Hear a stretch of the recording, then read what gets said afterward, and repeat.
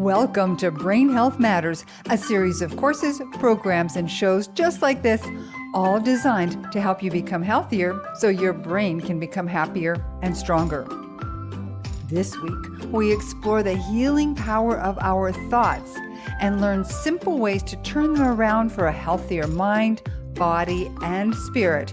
You won't want to miss this beautiful conversation with Dr. Tanya English. Stay tuned. Brain Health Matters is brought to you by The Musical Brain, Book 3 in the Healthy Brain series. Enjoy the fun and easy practices in this book to improve your memory, sharpen focus, and master your mind with the healing power of music. Available on Amazon everywhere. Dr. Tanya English has been working for 30 years in the healing field, first as a massage therapist, then as a chiropractor and energy healer.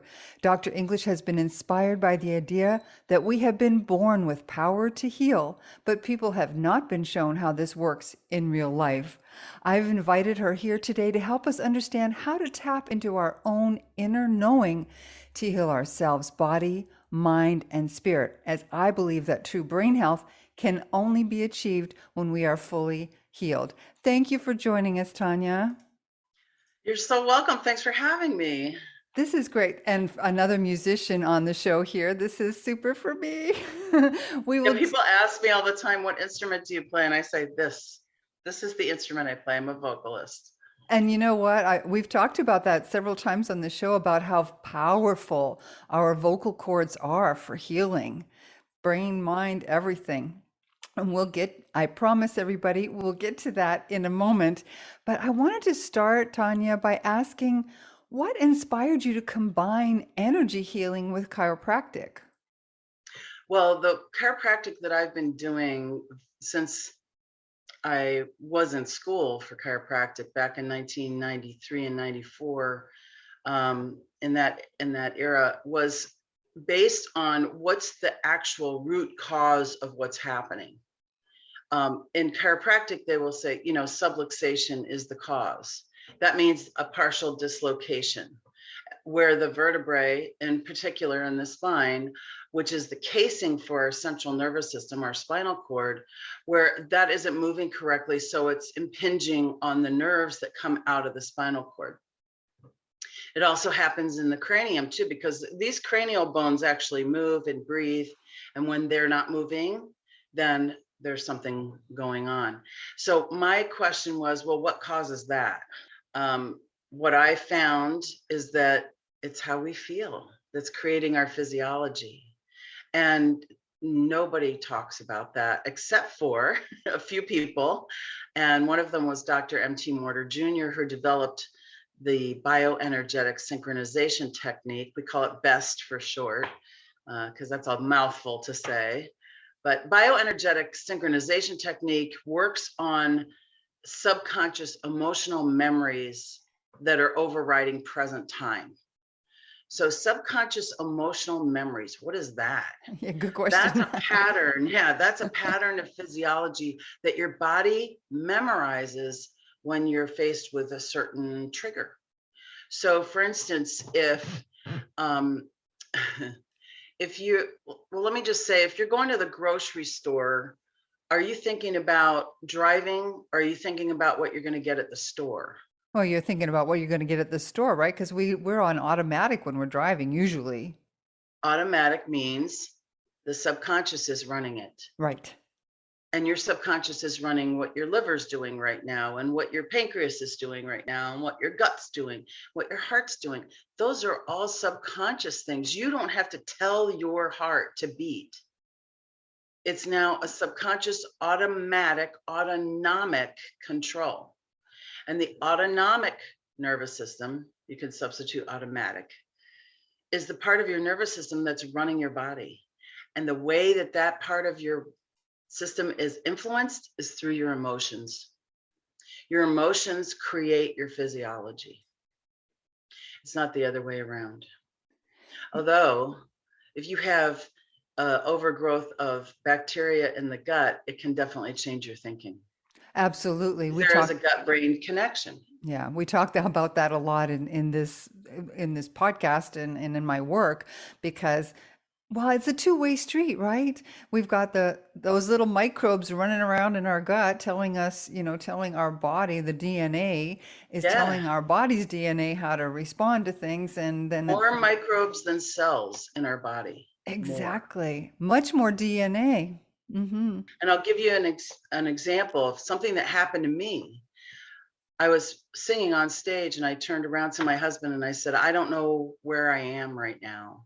He's my bass player. And he said, well, just finish the song. And I said, no, I don't know how I got here. I had transient global amnesia, which is an amnesia where you lose an amount of time and you don't remember any of it. I had no memory of singing an entire set of music. How does that happen? I'll tell you, it's the gut brain connection. So we got outside and he said, and it was 2017, and he said, who's the president? I said, Barack Obama. He said, oh no, you're not going to like this. I said, what? He said, Trump's our president. I said, the TV guy? He said, what's our address? I told him our address. He said, we moved. I'm like, we moved? I didn't remember any of this. We got in the car. He knew how to tell if I had a stroke, and there was no physical deficit whatsoever. So we went home and I went to my chiropractor, who's a wonderful guy. And I said, what happened? And he said, you have a candida overgrowth.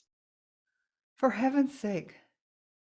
If I had gone to the hospital, they would have put all kinds of stuff on my brain. They never would have checked my gut. And he immediately checked my gut and said, yeah, you have an overgrowth. Here, take some total probiotics. Yeah, okay, good. Done. That's Wow. it. And think how many people, Tanya, go And they through stuff never, like ever that. check their gut. Never. Wow. Because they don't know how it works, because they don't study anything but how the drug will influence this. And they're always going to the exact spot. And we know that if it's happening in the body, it's happening everywhere in the body. There's no divider between here and Between the head and the heart. That's right. we don't say when we're talking about ourselves, we don't point to ourselves here, do we? Say, I'm Tanya. We say, I'm Tanya. We point to our heart. Correct. Correct. So where's the disconnect? It all happened about 150, 75 years ago when old white men said, we only eat for pleasure. We don't eat for fuel for our physical self. The only reason why we eat is for pleasure. And that's why food is not interested in health, and health isn't interested in food, but we're bridging that. It's amazing how many people really, even today, even in this time of viruses and attacks to the nervous system from glyphosate and all these things, so many people don't really connect how interconnected we are. And that's part of my message, is that, you have the power to heal, but if nobody ever shows you how to use it or what to do and how simple it is, then you don't know.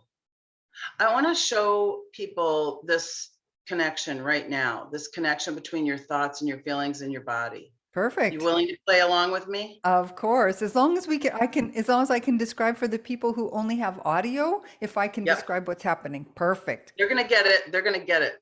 They don't have to even see this. So everybody who's listening and watching, close your eyes and just imagine in front of you, there's a beautiful cutting board, a knife, and a lemon. And this lemon is the most beautiful lemon. It looks like a picture of a lemon. It's so perfect. And you hold the lemon with one hand. Now you can feel the oil from the lemon skin on your hands and you can smell it. And you pick up the knife and you make a slice. Now you can feel that juice running out of the lemon and it's over the knife. And now you really smell it. And now you take another slice of that lemon and you take that wedge you've just sliced. It's all juicy and you put it in your mouth and bite down. Now, do you have more saliva in your mouth? Absolutely. Your body's getting ready for the lemon, and there's no lemon. Right. It's your thoughts that are creating the physiology, because your body remembers, Oh, the pattern for thinking of lemons and lemons is I need to make saliva. And if we check the pH of your saliva, it would be more alkaline than when we started, because it's going to get ready for the acid of the lemon. So your saliva pH changed, you created more saliva just by thinking about a lemon. That's how quickly it happens. And that's when I'm talking about the subconscious emotional memory, because that's how quick you get hit by a red car on your bike when you're a kid. Every time you see a red car, trigger. Oh boy, I can so get that. And you know what? That even happens as an adult because I was hit by a car. My dog and I were hit by a car. She ended up passing away because of that injury. And a blue car, a little blue, like a sedan type car, that will trigger that for me even now, 20 years later. So you ready to do something about that? Let's do it right now. Absolutely perfect 20 years ago, example. that's enough. Have you been punished enough about that? I think I have. Yeah. Okay. So let's do this. When you think of that, does it make you feel, what are some of the feelings that you have? My heart races. My heart races and I feel guilty. I feel Guilty. very Okay. guilty. Yeah. What else? Sad. Sad, of Right. course. A little bit Okay. afraid. Afraid was kind of post the actual event because I didn't see it coming. But now every time I see those vehicles, I feel a little bit afraid. Okay. So we're going to tap on this. We're going to do emotional freedom technique. And even if you're listening to this, just you can repeat to yourself what I'm saying or repeat it out loud. I'm going to have Kate repeat it out loud. And then I'm going to tell you where we're tapping. So we're going to start on the inside corner of your eyebrow with 2 fingers. Just tap right there and say, all of this guilt. All of this guilt, Go to the side of the eye. All of this fear. all of this fear, Under the eye. All of this sadness. all of the sadness. I should have known. Under the nose. I should have known. I should have known. Under the lips, on the chin. Why didn't I know? Why didn't I know? Under the collarbone. I should have seen this coming. Underneath, right here. There's your collarbone underneath. Yeah. I should I have should have seen this coming, right under your collarbone. I should have I seen should this have seen coming. this coming. I should have known to get out of the way. I should have known to get out of the way. All my fault. All my fault. This never should have happened. This never should have happened. I'm so guilty. I'm so guilty. And go under your arm way up high. I'm so sad that this happened. I'm so sad that this happened. And I couldn't stop it. And I couldn't stop it. And I didn't know it was going to happen. And I didn't know it was going to happen. So I'm just going to keep feeling this for the next 20 years. I'm tapping my head. So I'm just going to keep feeling Top this of the head. for the next 20 years. Yeah, top of the head, you're tapping. Yeah. Sorry. And then back to the eyebrow. And I really want to let this go. And I really want to let this go. Side of the eye. But I'm going to acknowledge these feelings. But I'm going to acknowledge these feelings. Under the eye. I'm going to own these feelings. I'm going to own these feelings. Under the nose. I'm going to honor my feelings. I'm going to honor my feelings. Now take a deep breath. Think about the accident. Does it feel different now? It feels a little more distant, not so visceral. Exactly. Right. It's not, we're putting it back where it belongs. It's a memory. It's not happening right now. Excellent. Oh boy, people, I know so many people who have traumatic events like that. This should be such a help to use this technique. This is so simple. We're saying how you're feeling. We're owning, we're acknowledging, we're honoring those feelings, because here's the trick, okay? Those negative feelings are going to happen. You're a human being. You're going to have negative feelings. It's just the way the world is. It's the way you're made up.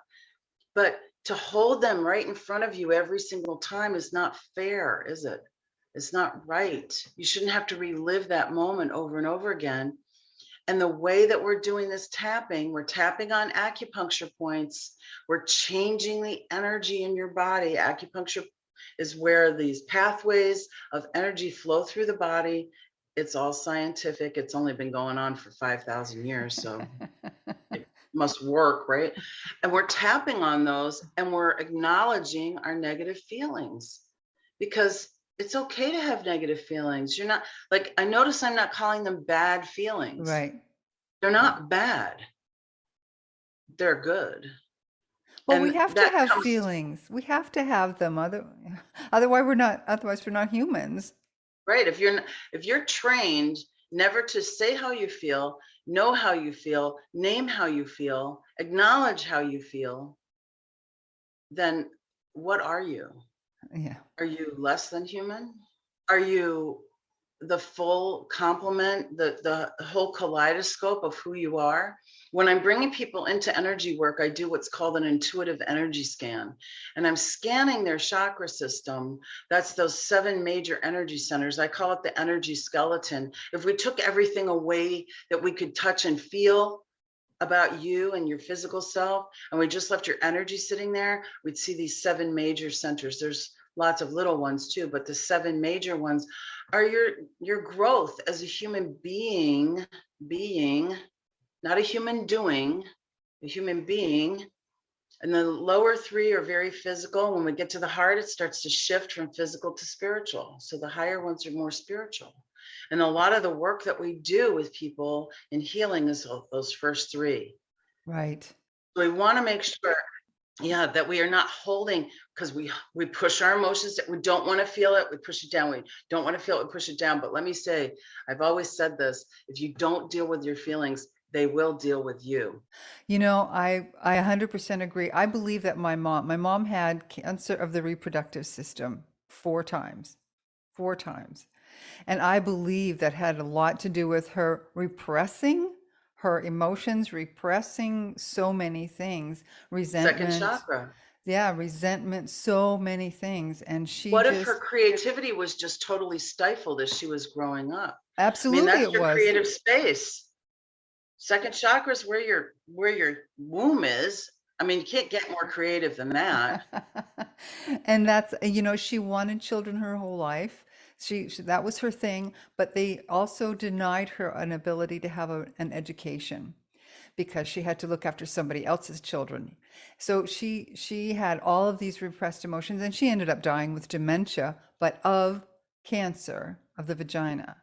So imagine, I mean, there was that whole mess of repressed things. And that's one of the reasons I like to talk about this sort of thing here on Brain Health Matters, because ultimately that determines our whole being.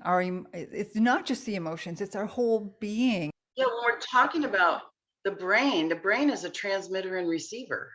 Transmitter receiver, that's it. I mean, there's stuff moving around in there, right? There's neurons that are firing and there's pathways that are worn. And those worn pathways of, let's say, that accident with your dog, that pathway is so worn now, all you have to do is see a blue car. But I'm gonna challenge you a little bit to keep doing that tapping on that and bring up even more of the feelings that you have and watch that thing, that incident fade away into the background, and until you can say, yeah, that happened. And you have no attachment to it. That's interesting you challenged me about that because so many times um I've never like I don't really deal with that too much. I deal with many other things with tapping. My lack of patience, sometimes I try to tap that away. You know, there are many other things I do, but I haven't dealt with that and I really appreciate it. And folks who are listening and watching, I'll bet you have something that you've been ignoring, putting away. And what is that doing to you physically and emotionally, mentally? So let's see, if you tapped on that some more, how would your patience level change? Because here's the thing, when you have all of this stuff built up under the surface, one little straw and like, damn it, what happened? Ugh, you get all upset and frustrated because there's so much that's undealt with.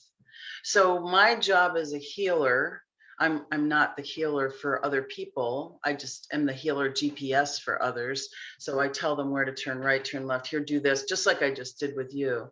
But it's important for me to do this healing too, so that I can be a clear conduit for what's coming for you, what's coming up for you. What do you need to deal with? I mean, the fact that you immediately brought up that specific incident means it's ready. It's Yeah. ready to be cleared. She didn't pick anything else out of her life. It was the accident. And so that is a big tell when you come up with that thing right away. And the other thing I'll say about the brain is everybody thinks their mind is in here, and your mind isn't in there. Isn't in your Your head. mind is in your field of energy. Right. We have a field around us of energy. It's not that we're emanating energy. Obviously, we are doing that. But as our energy gets more and more dense, there's our physical form. So think about it like that too. We are a cloud of energy. And in the densest part of it, there's us, the physical part we can touch. But our cloud goes on infinitely. So I say we are infinite beings because that energy goes, and we can measure it easily. It's so simple. And what I really want to share is that when you did that tapping, you changed your physiology and you felt it, because now it feels like, oh, that's more of a shadow memory now. It's not quite as clear. And now everybody around you will change to meet your change because you're different now. So they might say, oh, you seem so much calmer. Or they might say, oh, did you do something different with your hair? Because they can't put their finger on it. Right. They don't Right. know what it is. That's an amazing technique, and I know you have a whole basket full of them. Yeah, I One of the do. things I watched you on another interview, and you were talking about muscle testing, and we can't really show muscle testing here because many of our people are just listening on audio. But is there something equivalent of that? Because a lot of us don't know what it is that we can put into these physical bodies that is good for us, or it doesn't cause unease or disease. Is there something that we can do to test? Absolutely. There's a lot of different ways to do muscle testing, and I'll tell you about something really simple. You can put something on the counter in front of you in your kitchen, and if you're standing still with your feet hip distance apart, maybe not even, and you're going to sway forward and back. And if it's something that's for you, you'll sway forward. And if it's something that's not for you, you'll sway backward. But you always want to check. Like, show me a no. You just say it in your mind. Show me a no, you'll sway backwards. Right. Show me a yes, you'll sway forwards. It might switch, and then you really have to watch what you're doing. And just the question is always, is this to the highest good? Whatever you're asking, whatever you're showing yourself, whatever you want to know, is this to the highest good? Is it to the highest good for me to put this in my body? That's what prayer is before we eat. It's acknowledging that this is here. We're blessing the food, saying, let's make it work to the highest good, right? Because the highest good for me is the highest good for everybody. Everybody's at their highest good, right? So it's never taking away from anybody else. There's plenty to go around. There's plenty of good. So you're asking always, is it to the highest good? But you always want to ask for a yes and a no first, because like I said, they can switch. So a really simple way to do this, and I'll describe this and I'll show it to you too, is I just rub my thumb and my finger together, just like I'm rolling something between my thumb and my index finger. And I'll ask, show me a yes. It's nice and smooth. And then I'll ask, show me a no, and it gets sticky immediately. Sticky. Wow. So I do this a lot because I can do this in the grocery store. Nobody knows I'm doing it. But if I'm using two hands and I've got, my thumb and my pinky in one hand and I'm trying to pull them apart with the other, that's a little bit more obvious. So this is really easy. And here's the thing, when people say, oh, that doesn't work for me. Like, sometimes your skin's really dry. Just lick your finger like you're going to turn a page in a book. And just ask, show me a yes, nice and smooth. Show me a no. Ooh, sticky. It's not as smooth. I do it when I'm working on patients here on my adjusting table. I'm asking all the time, do you want me to adjust this way, this way, this way? How is this the best? Oh, that's good. Okay, let's do that. So then I'll do that. Wow. So Amazing. asking all the time, because why would I ask your thoughts or my thoughts? Why would I ask? The thinking is what got us into this shape in the Mess. first place. We need to bypass thoughts because, stinking thinking is everywhere. Yep. Yep. We need to bypass thoughts and go directly to source energy. And when I say source, I mean the source of all that is. And you can put whatever religious connotation you want on that. I'm not going to, because that's not helpful No, to no, because then me. you get somebody's back up over something and that's not helpful. Right. Well, So many people have been beaten with religion, so we don't want to do that. exactly, Don't want to exactly. trigger anybody. Yeah. I want to address a little bit because you deal with a lot of women, and we know that women are more than twice as likely as men to develop dementia. I think women hold on to a lot more fear and shame and guilt also. I think you're exactly right. I know, men are taught, and they're just different, right? Men and women are just different. The way that we look at things, and that's perfectly normal, and it's fine. We're more alike than we are different, by the way. But you're right. We do hold on to a lot because we're absorbing it to get to the next thing a lot of the time in this day and age. Now, in your mother's case, the roles were much more defined, Defined. Hmm. and you had to be this way. You could be a nurse or a teacher, right? Think about it like this. And now some girls don't know what they want to do because there's so many choices. Sometimes you think, well, it might have been easier back then, but it wasn't easier in the sense that you had to absorb all the stuff that you couldn't have access to and watch somebody else do it. And I could do that better, right? So there might be anger about not being able to be out of that box. Right. So how do we make that better? Like, would tapping help that? What other things would you Absolutely. suggest? Okay. I said tapping best works really well. I can do that on an individual basis with people. There's some group things that I do. Tapping, theta healing is one of the techniques I use in groups. The best work is finding the feeling, having you think about the situation, and then me finding the feeling that's going to sort of, what am I saying? Like neutralize that pattern for you. And it might be 3 or 4 or 5 feelings that we use to neutralize those patterns. But when we're doing best, I'm having you put your eyes in a certain location, open or closed. I'm having you breathe in a certain way. I'm giving you an energetic number and having you think of a positive feeling that comes up as a result of me muscle testing you and asking your being, what is the feeling that was going to take care of this? So that's very kind of more intricate work than when I'm doing group stuff.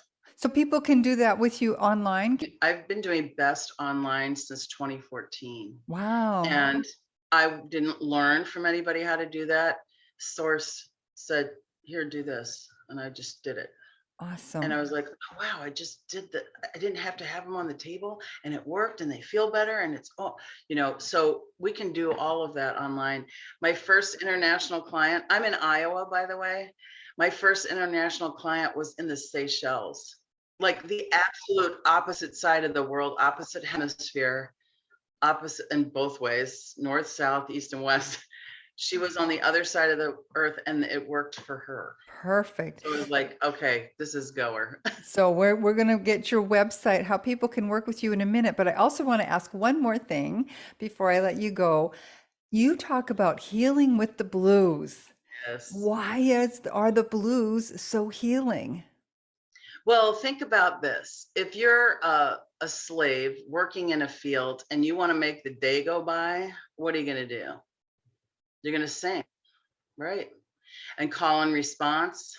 Up above my head, I hear music in the air. Everybody else, up above my head, I hear music in the air. Up above my head, I hear music in the air. And everybody sings together. We're doing something together.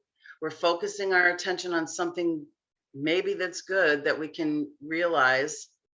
Maybe it's out of reach. Maybe we have no hope, but this is the only way we can keep ourselves moving forward. So we also have blues that's really sad. Drown in My Own Tears is very sad. And if you can't express those negative feelings, what happens? They get stuffed in second chakra and you can't move forward. And so what we're doing in blues music is we're expressing our feelings. All music does that if it's touching you in that way. We're expressing feelings and we're saying, this happened to me. I was so sad when you left. I think I'm gonna drown in my own tears. And that's because when we're expressing our feelings, we're getting them out. We're putting them out there. So as I'm singing blues, I'm releasing all that sadness. And the personal reason why I do that is because in 1994, my husband and I were awaiting the birth of our first child together. He had 2 daughters from his previous marriage, and full-term pregnancy. And at the very end, he died before he was born. So our son Eddie was stillborn, and I'm lying in the hospital bed and thinking, do I really believe everything happens to the highest good? Because this ain't good on any level. So I went down the road of what if, and why didn't I, and why is this happening, all the whys. And I went, this is leading me nowhere. What if I choose to believe that everything happens to the highest good? And it was like a door opened, and I was like, okay, show me the good. And my husband was right there, steadfast, true, loyal, loving, nurturing person right there next to me, going through the same thing. His mother and father were with us. My sister-in-law helped me deliver that baby. My friends from school came over from chiropractic college. I was in school at the time, came over and held my baby. And I really had to think hard about whether I was actually going to go and continue this healing work that I've been doing. And I thought, man, yeah, I got to. There's no choice at this point. Like, it's either that or I go into a sanitarium and deal with this in some weird way that doesn't feel right anyway. And I had a lot of faith, just a little bit of a mustard seed. They're real tiny, by the way, mustard seeds. Yes, I know. I had a little bit of faith, and I said, okay, I'm going to choose to believe. I choose to believe, and you do too. And there are beliefs that you are believing in that you did not choose, that were handed to you without your permission because you were a child and you had to get along. You had to go along to get along. Everybody does. There's no fault in that. See, there's no blame and shame. And people wanted us to blame and shame the people that were surrounding us. And I said, no, we're not going there. This is nobody's fault. People die. And you have to get comfortable with the fact that people die. And you know what? Everybody's doing it.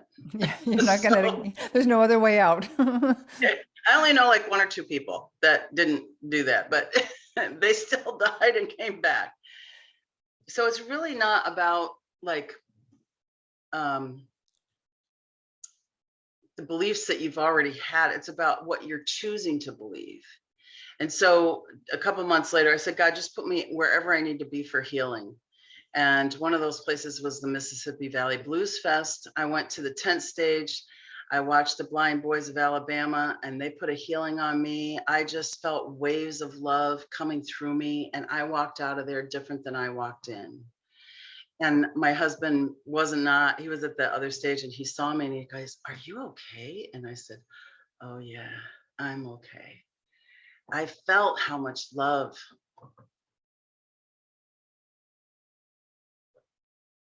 So much. It's so much love, it brings me to tears when I think of it. But I'm a crier, man. I cry at parades. I cry at everything. And crying is cleansing. Yes. You know, I have those tears because I know how much love there is and how much we hold back from ourselves. So when I sing Healing with the Blues, so much love in my heart that I've denied.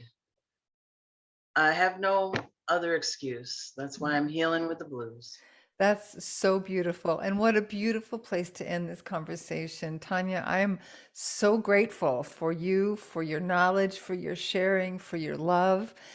And I want people to be able to work with you. What's the best way for them to reach you?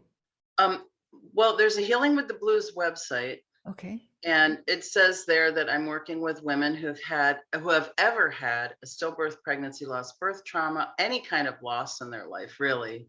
That's my specialty with those people. But it doesn't mean that you have to have had to go through that either. Everybody has loss, especially in the last couple of years. We've had tons of loss, Yeah. loss of a lifestyle, Loss of friends. So friends, family, loved ones, divorce, all of those things can happen. So they can go to the Healing with the Blues website. They can also follow me on Facebook. I have a group you can join where I do that live healing session. That's also called Healing with the Blues. There's also Instagram. Yeah, I'll put all your links in the show notes so they can reach you in multiple ways and work with you virtually, which is so wonderful because not too many people want to travel to Iowa. It's usually a commuter flight as well. So. Yeah, no thanks. But here's the thing, it's like, why not use this technology for something so good as healing the stuff that you've been carrying around? We call this office the baggage drop off. Just drop your bags here. We'll take care of them for you. Thank you so much. And I appreciate you. I love you. And we'll talk again. Thank you so much, Kate. Thank you for the honor. I appreciate it. Thank you so much for joining us for this episode of Brain Health Matters. Be sure to subscribe with your favorite podcast service so that you can get all the latest episodes when they're released. Brain Health Matters is brought to you by the Musical Brain, Book 3 in the Healthy Brain series. Enjoy the fun and easy practices in this book to improve your memory, sharpen focus, and master your mind with the healing power of music. Available on Amazon everywhere.